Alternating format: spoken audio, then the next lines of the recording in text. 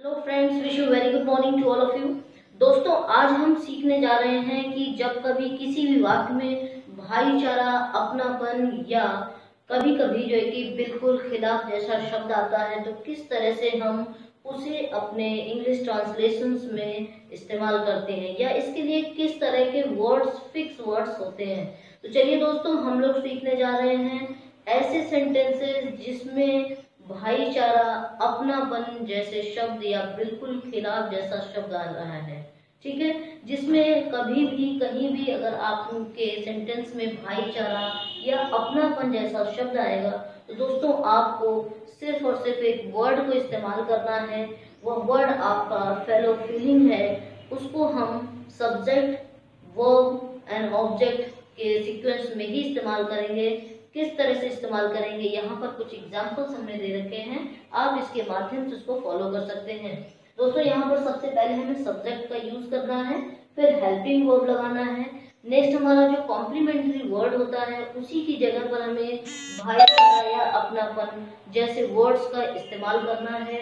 जैसे fellow feeling आपका fix word है भाईचारा या अपनापन के लिए। उसके बाद हम ऑब्जेक्ट एंड अदर वर्ड की बात करते हैं। तो आप समझ गए होंगे कि जब कभी भी हम फेलो फीलिंग की बात कर रहे होते हैं तो इसे हम एज अ मेन वर्ब इस्तेमाल करते हैं।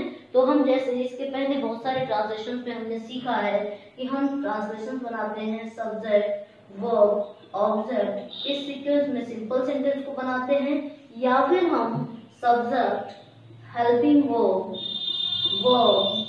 ऑब्जेक्ट के सीक्वेंस में बनाते हैं। तो दोस्तों, आप देख रहे होंगे कि यहाँ पर हम सब्जेक्ट का इस्तेमाल कर रहे हैं। Helping verb is, are, am, was, were, has, have, had, can, could, may, might, shall, should, इस तरह के किसी भी तरह के हेल्पिंग वर्ब जो टेंस में या सेंटेंसेस में रिक्वायर्ड है हम उस तरह से लगाते हैं। नेक्स्ट आपका वर्ब है, तो वर्ब की जगह फिक्स वर्ब हम आपको दे रहे हैं। वो क्या है आपका फेलो फीलिंग। अगर आपने लगा दिया तो भाईचारा और अपनापन जैसे वर्ड्स को कंप्लीट करता है, ये उसकी जगह को फिल करता है।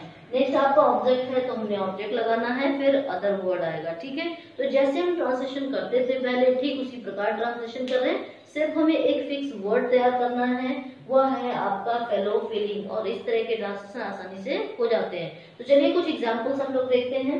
जैसे यहाँ पर एग्जाम्पल मैंने लिखा हुआ है आपके लिए, आप चाहें तो कॉपी में भी नोट डाउन कर सकते हैं। आप में भाईचारा होना चाहिए। जैसे हम आसपास पड़ोस में कहीं भी रह रहे हैं तो हम कहते हैं कि हमारे आपके बीच एक भाईचारा होना चाहिए, आखिरकार हम लोग एक पड़ोसी हैं। तो ऐसे बहुत सारे वाक्यों में हम इसका इस्तेमाल करते हैं। दोस्तों, किस तरह से इसका ट्रांसलेशन हो रहा है इसको देखेंगे और इस रूल से हम कंपेयर करेंगे क्या वही रूल अप्लाई हो रहा है या कुछ और। तो देखिए, यह ट्रांसलेशन हो गया आपका, you should have fellow feeling means आपको अंदर भाईचारा होना चाहिए। You should have fellow feeling means हमारा सब्जेक्ट लग गया, हमारा वर्ब सॉरी हेल्पिंग वर्ब लगा हुआ है, शुड हैव की बात हमने कर ली। नेक्स्ट आपका फेलो फीलिंग आपका मेन वर्ब के रूप में लगा हुआ है। नाउ यह तो उनका भाईचारा है, ये आपका सिंपल सेंटेंस है, सिंपल प्रेजेंट की बात हम कर रहे हैं इसमें। So this is fellow feeling of. तो दोस्तों, इस अगले एग्जाम्पल में हम लोग आते हैं, ये सब हमारे भाईचारे में आता है। इस तरह के ट्रांसलेशन को भी देखें बहुत ही आसानी से, जहां पर हम जो एक फिक्स वर्ड की बात कर रहे हैं फेलो फीलिंग, उसके साथ साथ कोई और भी वर्ब आ जाता है तो हम उसे मेन वर्ब बना देते हैं। तो देखिए, all these are come in our fellow feeling, तो ये हमारा ऑब्जेक्ट की जगह पर इस्तेमाल किया जाता है, या अदर वर्ड की जगह भी हम इस्तेमाल कर सकते हैं। तो देखिए नेक्स्ट ट्रांसलेशन हमारा, ये सब तो भाईचारे की बात है। ठीक है, all these are matter of fellow feeling.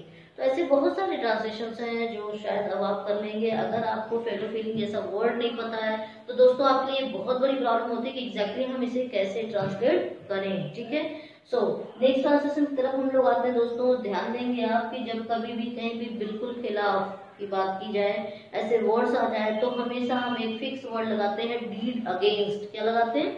Deed against. अगर हमें ये वर्ड पता है तो ऐसे ट्रांसलेशन हमारे लिए करना बहुत ही आसान हो जाता है। किस तरह से हम करेंगे, देखिए सबसे पहले हमें सब्जेक्ट लगाना है, हेल्पिंग वर्ब का इस्तेमाल करना है, डीड एंड अगेंस्ट लिखना है, देन आफ्टर हमें अदर वर्ड लगाना है। दोस्तों, हम जो भी एग्जांपल्स आपको देते हैं तो ये जरूरी नहीं कि सिर्फ उसी में ये लगाना है।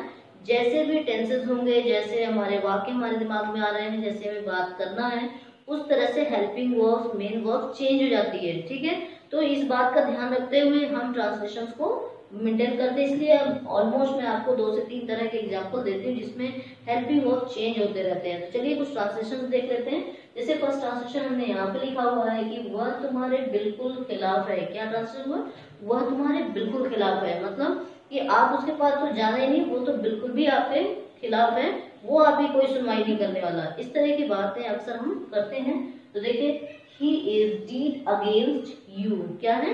he is dead against you। Next आपका है, मैं इस काम के बिल्कुल खिलाफ था, फिर भी मेरे घर में ये काम हुआ। ऐसे बहुत सारे बातें हम कहते हैं कि मैं तो इस काम के, मैं इस एग्जाम के बिल्कुल भी खिलाफ थी, लेकिन फिर मेरा फॉर्म भरा गया, ठीक है, क्योंकि मेरी तैयारी नहीं हो पाती, मुझे ये अच्छे से पता था।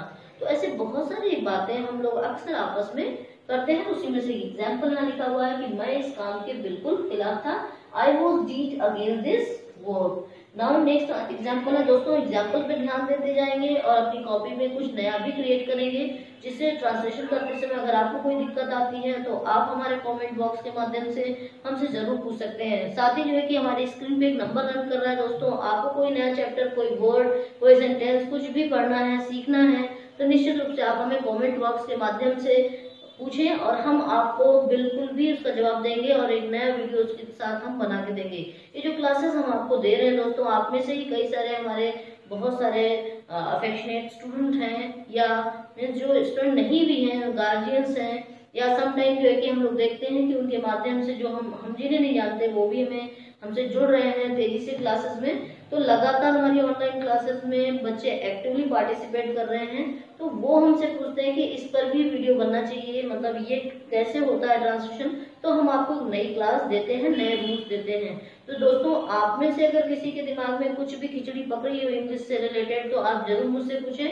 और हम लोग, हमारी टीम पूरी मिल करके आपको बहुत अच्छा सा इनोवेटिव सा कुछ ना कुछ एक शॉर्टकट तरीका बताएगी, जिससे आप बिना ग्रामर जाने बहुत सारे वर्ड पार की भी सरदर्दी आप में होनी है और आप उस सेंटेंस को आसानी से बना लेंगे। तो जल्दी से हम लोग अगले ट्रांसलेशन की तरफ चलते हैं दोस्तों। नेक्स्ट ट्रांसलेशन है हमारा, वह तो हमारी बात के बिल्कुल खिलाफ है। कैसे हम बनाएंगे? he is dead against to our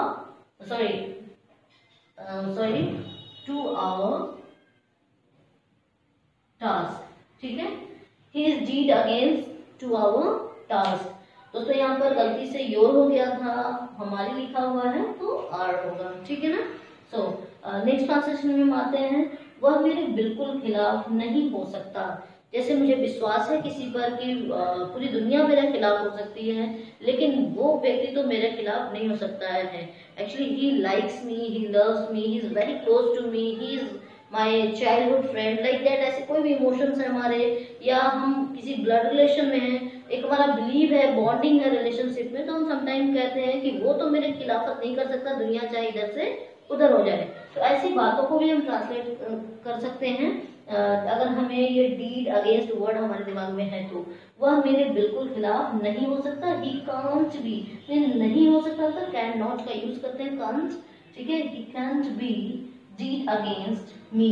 तो दोस्तों, आपको बहुत मजा आया होगा, मुझे पूरा विश्वास है कि आपने अच्छे से सीखा कि हम किस तरह से फेलो फीलिंग वर्ड का इस्तेमाल करते हैं और डीड अगेंस्ट का इस्तेमाल करते हैं। तो आज के लिए इतना है, फिर हम लोग अगले वीडियो में मिलेंगे कुछ नया, कुछ अच्छा, कुछ खास सीखने के लिए।